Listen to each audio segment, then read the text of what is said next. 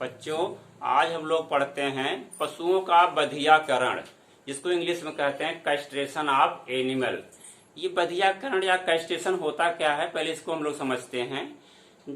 जैसे इसकी अगर हम लोग परिभाषित करते हैं कि नर पशुओं को उनके प्रजनन क्षमता से विहीन करने की क्रिया को ही बधियाकरण कहते हैं। इसको इंग्लिश में कैस्ट्रेशन या स्टेरिलाइजेशन के नाम से भी जानते हैं।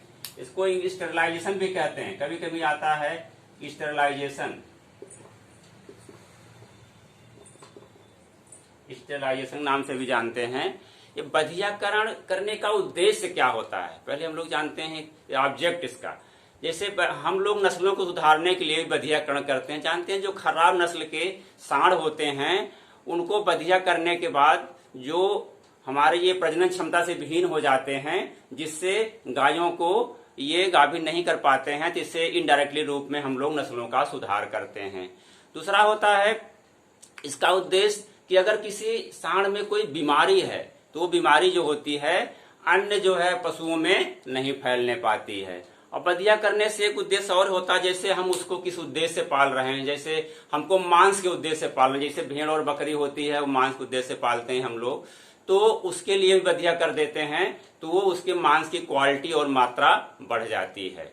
बधिया करने का उद्देश्य है जैसे हमको बैल के रूप में प्रयोग करना बछड़े को, तो वो जो होता है सहनशील और शांत स्वभाव का हो जाता है, उसको नियंत्रण करने में भी आसानी होती है। अब बधियाकरण करने की विधियां कौन कौन सी हैं, इसको हम लोग जान लेते हैं। बधिया करने की मुख्य रूप से दो विधियां हैं, एक होता है ग्रामीण विधि और दूसरा है वैज्ञानिक विधि। ग्रामीण विधि में नंबर 1 जान लीजिए कौन सी है, ग्रामीण विधि, इसको कहते हैं रूरल मेथड। तो इसमें क्या होता है कि बहुत प्राचीन काल में जब ये विज्ञान इतना ज्यादा डेवलप नहीं हुआ था, तो उसमें था कि जो है बछड़े को गिराने के बाद उसको 5-6 लोग मिलकर के कंट्रोल कर दबा करके बैठे रहते थे, और उसके बाद एक आदमी कैंची के आकार का 2 डंडे का जोड़ करके बनाता था, और जो उसका अंडकोश होता है सांड का, उसके अंडकोश को वो यहाँ से कैंची लगा करके, ऐसे कैंची लगा करके उसको दबाए रखता था, और यहाँ नीचे वाले हिस्से में जो इसके अंदर टेस्टिकल्स होता है, ये जो टेस्टिकल्स होते हैं, ये टेस्टिकल क्या करता था, वो नीचे कोई लकड़ी रख करके ऊपर से धीरे धीरे हैमरिंग करता था, उस पर किसी जो है हल्के औजार से लकड़ी से पीटता था धीरे धीरे। तो पीटने से क्या होता है, जो टेस्टिकल्स होते थे, ये टेस्टिकल्स क्या होते थे, ये धीरे धीरे फूट जाते थे। फूटने के बाद वो फिर जो है बधिया हो जाता था, लेकिन कभी ये पूरा 100% नहीं होता था कि ये बधिया हो जाएगा। जो दूसरी विधि हमारी है वो वैज्ञानिक विधि है। ये सबसे अच्छी विधि है, वर्तमान में यही प्रयोग भी हो रही है, और ये बहुत कष्टकारी होती थी, क्योंकि जब उसको सांड को गिराने के बाद जब उसको टेस्टिकल्स को धीरे धीरे जो हैमरिंग करते थे, पीटते थे, तो जो है सांड बहुत चिल्लाता था, उसको बहुत असहनीय पीड़ा भी होती थी, और कभी कभी सांड जो होता था वो बधिया हो भी नहीं पाता था।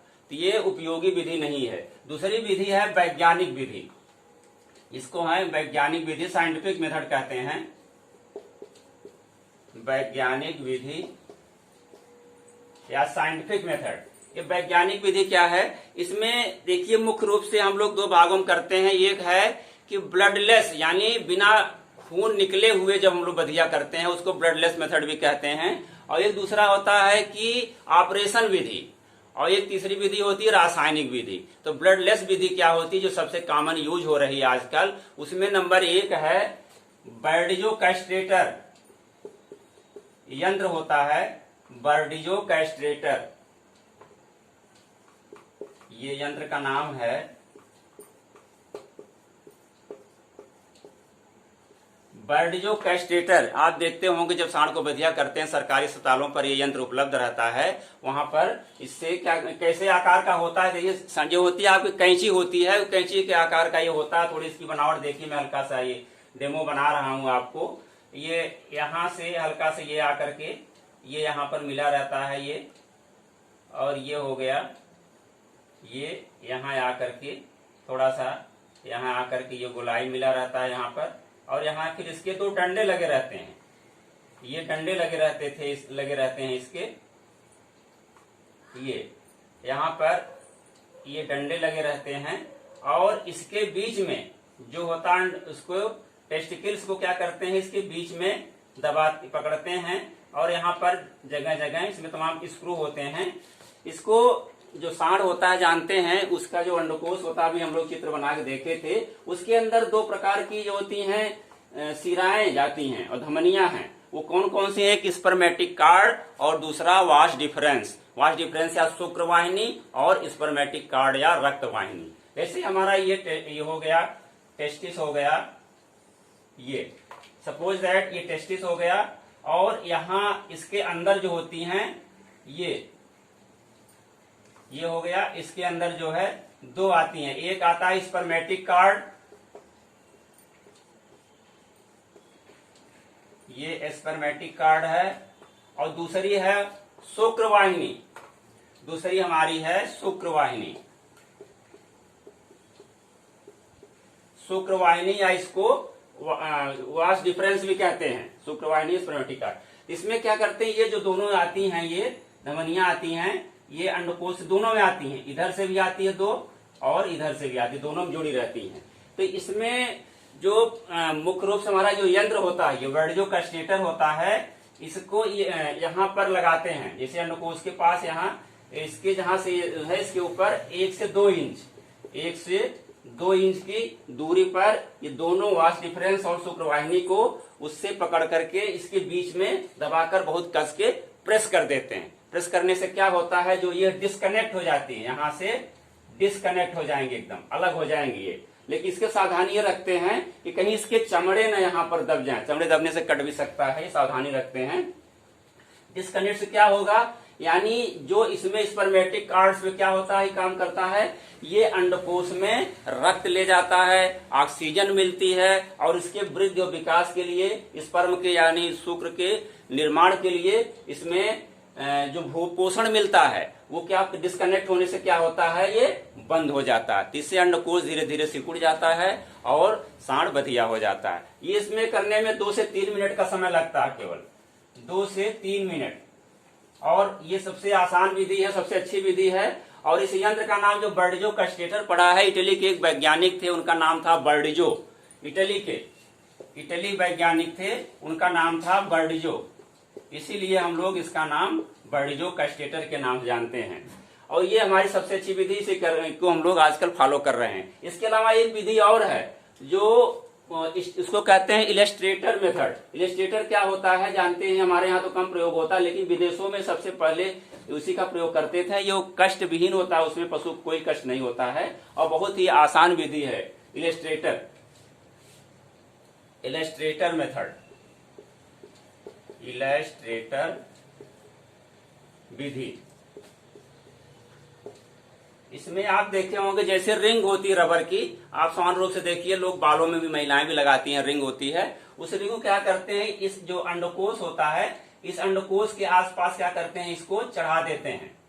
चढ़ा देने से इतना टाइट होता है, जब ये इसको चढ़ाने के बाद ये इसको जकड़े रहता है ऊपर वाले हिस्से में, जो हमारी ये वाश डिफरेंस और ये स्पर्मेटिक कार्ड इसके अंदर आ रही थी, क्या होती हैं, जो इसके अंदर पोषण मिल रहा है, ऑक्सीजन मिल रहा है, वो धीरे धीरे बंद हो जाता है। तो ये हमारा अंडकोश धीरे धीरे सूख जाता है और पशु को कष्ट नहीं होता है और ये आसानी से बधिया भी हो जाता है। तो ये भी बहुत अच्छी विधि है।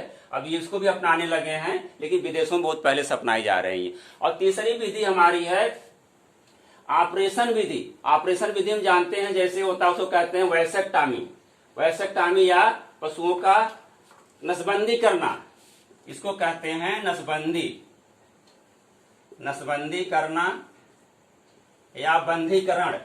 इसको बंधीकरण भी कहते हैं, बंधीकरण, या इंग्लिश में कहते हैं वैसेक्टॉमी।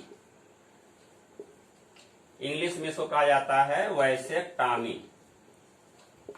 जानते हैं कि पुरुषों में भी होता है वैसेक्टॉमी और ट्यूबेक्टॉमी। जो पुरुषों में जो होता है नसबंदी होती है उसको कहते हैं वैसेक्टॉमी, और जो महिलाओं में होता है उसको कहते हैं ट्यूबेक्टॉमी। तो ये जो पशुओं में करते हैं, ये नर पशुओं को ऑपरेशन जैसे होता है ह्यूमन बीइंग में है, वैसे पशुओं को भी गिराकर कंट्रोल कर लेते हैं। उसको जो है उसके औजारों को स्टरलाइज करने के बाद उसके अंडकोश को चीरते हैं। चीरने के बाद जो ये यहाँ पर आती है, ये हमारी क्या है, शुक्रवाहिनी और दूसरी आती है स्पर्मेटिक कार्ड। ये हमारा है स्पर्मेटिक कार्ड,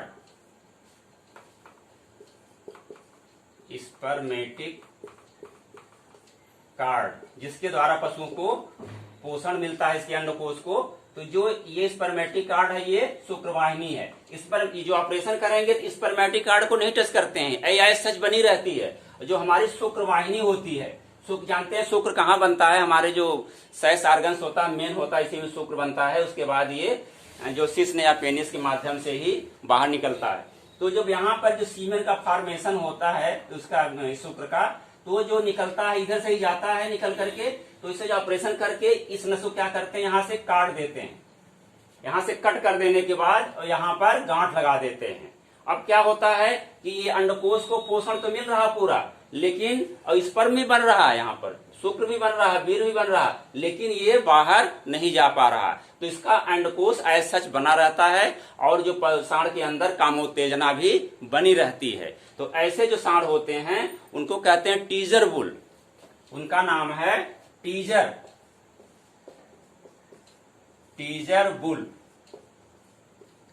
टीजर बुल होते हैं। टीजर बुल क्या करते हैं, ये जब इनको मुख्य रूप से प्रयोग करते हैं कि ये हमारी मादा जो है ऋतुमयी है कि नहीं, यानी वो हीट पीरियड में है कि नहीं, केवल पहचान के लिए इन सांड का इस्तेमाल करते हैं। तो इसमें क्या होता है कि ये शुक्र तो बनेगा लेकिन ये बाहर नहीं जा पाएगा, इसलिए गाय को ये गर्भवती नहीं कर सकता है। केवल ये अनुमान लगाते हैं, इसको जो पशुओं के झुंड में छोड़ दिया जाता है और इसके पेट के पास स्याही लगा, नीले रंग की स्याही लगा दी जाती है। झुंड में जो भी गाय गर्म होती है उसके ऊपर ये जंप करता है, तो ये उसकी पीठ, जो गाय के पीठ पर वो नीली स्याही लग जाती है। इससे मालूम होता है कि हमारी गाय गर्म, जितनी गाय गर्म होती है उसके ऊपर ये जंप किया रहता है, पहचान लेता है, तो उसको यहाँ पर लाकर कृत्रिम ढंग से गर्भाधान करते हैं। तो ये मुख्य रूप से हमारा होता है टीजर बुल, उसके नाम से जानते हैं। ये सेक्स करने में क्षमता, इसके अंदर सेक्स करने की क्षमता तो होती है, लेकिन जो है ये शुक्र नहीं बनता, तो है शुक्र बाहर नहीं निकल पाता है, इसलिए इसको हम लोग टीजर बुल के नाम से जानते हैं।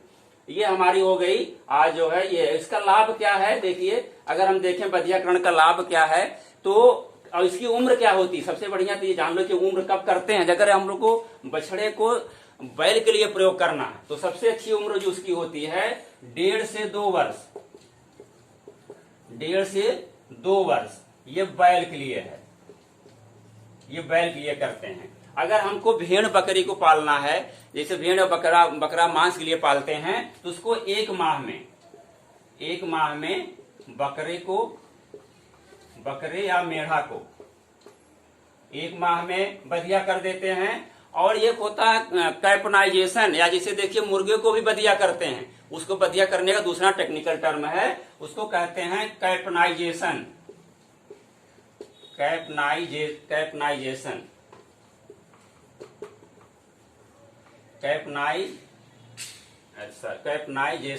या खस्सीकरण, इसको कहते हैं खस्सीकरण।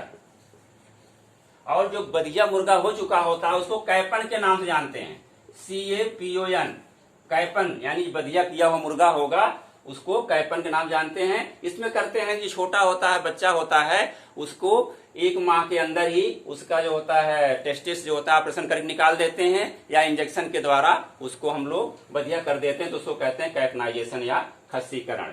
तो ये हमारा हो गया आज बधियाकरण। इसका लाभ क्या है कि देखिए, इसका हम लोग होता है इसको नस्ल के सुधार के लिए प्रयोग करते हैं और अपने जो मुख्य उद्देश्य होता है मांस के लिए प्रयोग करते हैं। अगर हमको जो बैल के लिए प्रयोग करना है तो शांत स्वभाव का हो जाता है, सहनशील हो जाता है, और उससे जो होती छूत की बीमारियां भी नहीं होती है। तो ये हमारा बधियाकरण का लेसन समाप्त होता है।